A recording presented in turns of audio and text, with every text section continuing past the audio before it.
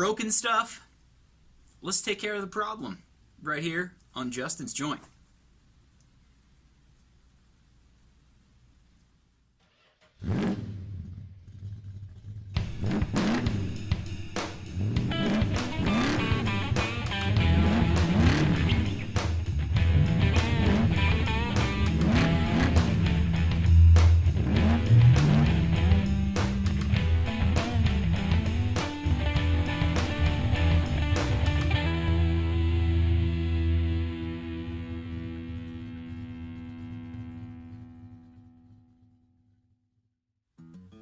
Okay, well, welcome back to Justin's Joint. We're down here at the computer today because what I have is a broken tripod. Now, I've got a couple of tripods that I've cobbled together from, you know, things that I found at the thrift store. Mainly 2 tripods that I found at the thrift store that actually had all the pieces. But they're all very old and they're in various states of broke-downedness. Anyway, with all the broke-downedness, you know, going through both of these tripods, it's kind of been a challenge to set up and do this because the only thing not broke for either one of these tripods is the things that I have 3D printed to fix them. So the latest thing that happened, I've got this tripod. Now this is just the top piece, you know, and here's the legs attach here, and then this is the little crank that cranks it up and down.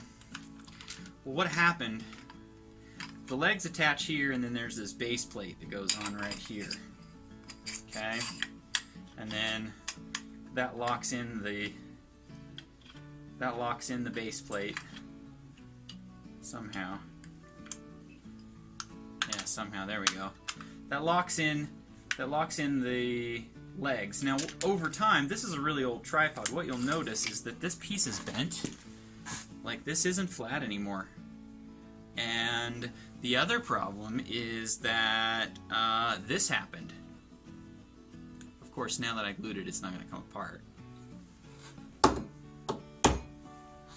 Okay, I super glued it back together, but you get the point. That really hurt. But it's super glued back together right here. I'm actually quite surprised how well that super glue held. There it goes. There it goes. There's the broken piece. Right there. Okay, so this broke. Now, this is no good. So what I did is I just took the calipers to it and took some basic measurements. You know, I started with the distance, like from here to here, and then it's basically 3 rotated in thirds. So 360 over 3 is 120. So you basically get this shape and then a line here, and then you rotate it about the center 120 degrees 2 times, and that's kind of what gives you your base shape. But anyway, long story short, this is what I have come up with in MicroStation, which is my software of choice for 3D modeling. Now, this is not probably exactly the same, but I think it's close enough. I think it's close enough that it's going to work. So the next thing we need to do is get this in the slicer. So let me set you guys back in the tripod here, and hopefully I get this shot back in.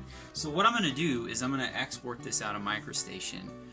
We'll get it in the slicer, and we'll make a slice, and then we'll print it. Now, I think this thing should print without supports. There's actually one thing that I can think of that I might need to modify, and let me show you that right now. So the way that this piece is that it's hollow, and then there's this like bushing or bearing here inside of here that's 10 millimeters deep, and then you get this big hollowed out area. So I'm gonna print it like this on the print bed, which means that this hollowed out area will print up until it gets to this ledge here, and then it will need supports. But what I'm going to do, and I will show you what I'm going to do to rectify that situation, is I'm going to put a fillet or a chamfer on the inside because there's really nothing in there. I'm going to put a chamfer right here. That way it will print without supports, because I really like printing without supports because it takes a whole heck of a lot less time. So let's just put a fillet on there. What is this distance? That is 5. So let's put a 5x5 fillet on and see what it looks like then. So we're gonna bring this guy over here. You guys probably can't see this. I probably don't really care. I shouldn't have said that. 5x5. That's not exactly what I thought it was going to do. Let me flip this over. Go here. 5x5. Right there. Okay, so basically that's a 45-degree angle, and I know for a fact my printer can handle a 45-degree angle without supports. So let's look at this again now. Let's look at the let's look up the butthole here. Okay, so now you can kind of sort of see it's got a nice sloped, swept angle there. And honestly, I think I might go a little bit more than 5x5. So let's say, oh, 5x10. What would that look like? Because that would print even better. Just like that. Oh yeah. Now if we look over here at the front of it, okay, now you can kind of sort of see, here's this hollowed out section, and then this is this top hollowed out section.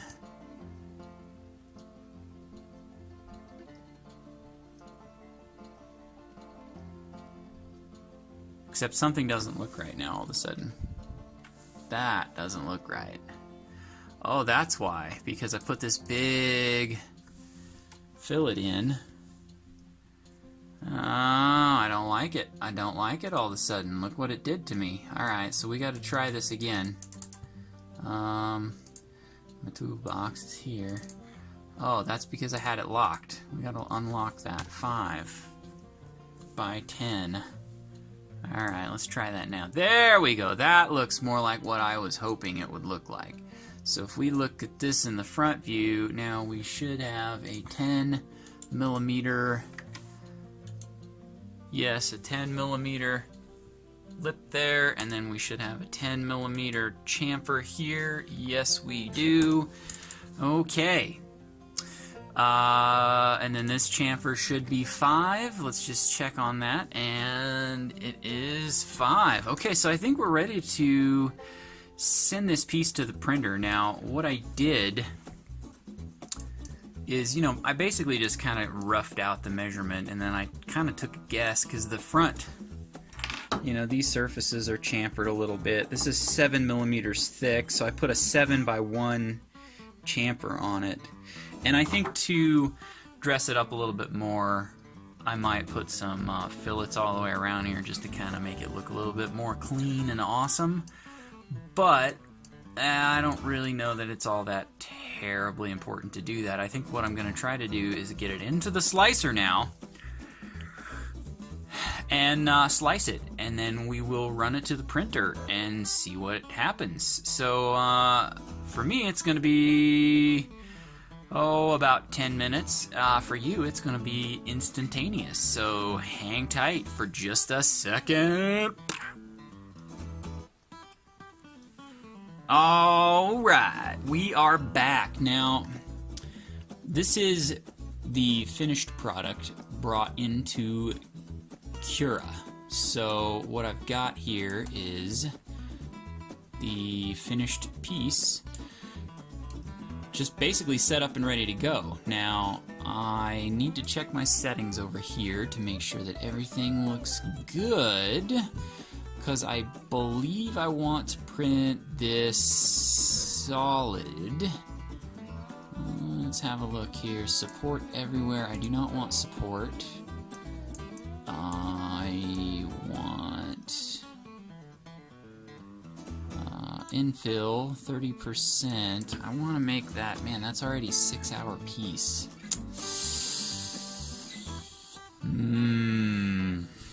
I want this to be a durable piece, but I also don't want it to take forever. Let's see, how long would it take if I made it solid? Let's see. Survey says 9 hours. Well, that's at a pretty slow speed too, though. So let's go ahead. Check a couple more parameters here. Layer height, 0.1. Okay. 9.5 hours it is. Now that's at my default speed, which I keep pretty slow, and then I adjust it on the machine because I like to go nice and slow for the first several layers. Okay, so we're ready to go. Let me pull this camera out of the tripod here. Let's just eject the card from there. Let's take this over to the machine, and let's insert the card, turn the machine on. Let's do this. We're going to 3D print something to fix this pile of pieces down here on my floor. It's going to be awesome. Alright, there's my handy dandy super high-tech tobacco filling device. Okay, so here we are. Let's go to print file. We have tripod piece.g code. Boom. Okay, so give it about 9.5 hours and we will be back. So for me it's going to be 9.5 hours. For you it's going to be literally instantaneous. Alright, here we are at the printer. We've got this thing running. I've got the first couple of layers down. I went ahead and sped this up to 120% of the speed multiplier just to make it take a little less time than 9.5 hours because, like I said, I like to get that first layer nice and slow. And then once I know the first layer is going to go down, then you can speed it up because this is going to be a fairly simple part. It's 100%, it's a solid piece, you don't have to worry about a whole lot. So there it is. So it's going to be probably at least 8 hours until it's finished, however. So it's going to be just a little while. So stick around and see what's next.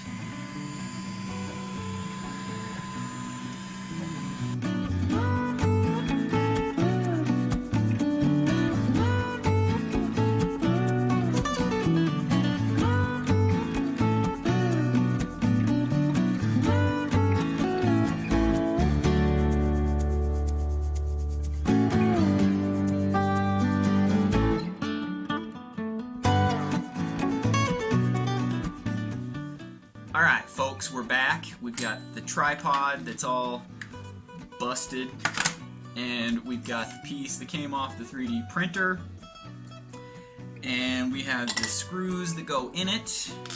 We have a screwdriver that's slightly bent.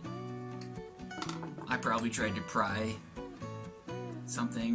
I mean, it's all about having the right tool for the job, folks, really. Don't use a screwdriver to pry things. Don't be me. Okay, so here we go. So basically what happens is the legs kind of fit down in here like this, and then, you know, this goes down on here and kind of holds them all together, holds them all in, is what this little bracket thing does. And I think it's going to work just fine. The tough part, I think, is going to be actually getting the legs onto here and actually doing this with like one hand, but you know, we'll see what we can do here. So set that down. We're gonna basically take, and the legs kind of key in like this. There's like a little piece here, and it just kind of slides in. So we're going to slide the legs in as if it's folded, and we're going to make sure not to do it upside down like an idiot. Okay, and it's caught on my shirt. Okay, so now we've got this all put together, and then this goes up on here like that, and now then we gotta figure out how to do this. We gotta figure out how to get a screw in there. Oh boy, this is getting hairy all of a sudden. Oh, I'm regretting this already. I'm gonna look like such a doofus. How can I look like a doofus? I am a doofus. Oh, come on, go in the hole. Go in the hole. Get in there. There it is. I felt it key. Felt it key in. Okay, so we got one screw in, so I'm not going to tighten it down super tight because I still got to get the others in and have them all line up. So let's go ahead and hit up the next one. So far, I mean, the fit's not like super perfect, but the screw holes all line up, and the keyways that hold in the legs seem to fit really nicely. So I think this is probably going to work out pretty well. Alright, so there's screw number 3. So let's just go ahead and torque this bad boy down all the way. There's 1, and there's 2.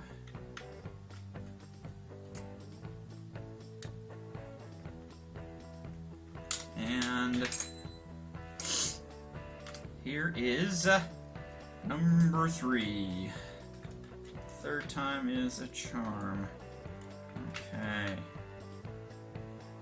So now these should just kind of fold out and stay in place. Oh man, look at that. This is actually working way better than I anticipated it ever would. No, I knew it was going to work. Okay, so now what I can do is loosen this up. Maybe. There.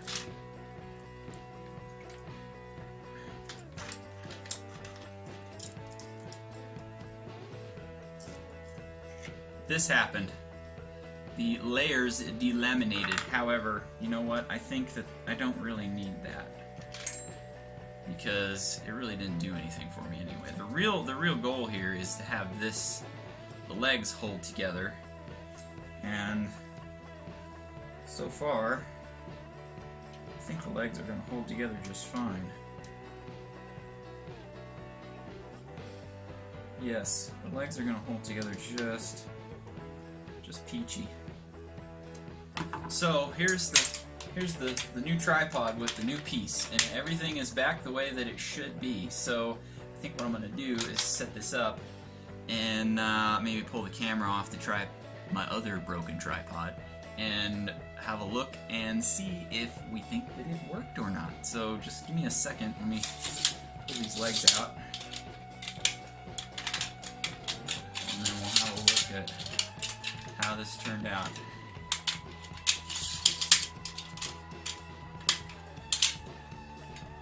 Okay, so here we have the finished product, and you can kind of sort of see it's this piece right here that we replaced, and like the fit isn't exactly 100% perfect, but for just a guy taking 2 minutes to measure it with a pair of calipers, it really turned out pretty stinking good. So, and now I've got a tripod that doesn't have this piece all bent and broken. It seems pretty sturdy. It kind of sucks that this kind of sucks that this piece here broke off, because this piece would go actually right here. But I printed the way that I printed it. When I pushed it through here, the layers, it just popped them. So, it goes back to the whole 3D printing and how the layers go. If I'd have printed it the other direction, that wouldn't have happened, but it would be really difficult to print that upright. So, you know, whatever. We're going to live with it. So there you have it. My tripod is, well, somewhat fixed. Okay, so thanks for watching this stupid video where I 3D printed something semi-successfully, and yeah. What else is there? Got a tripod. Later.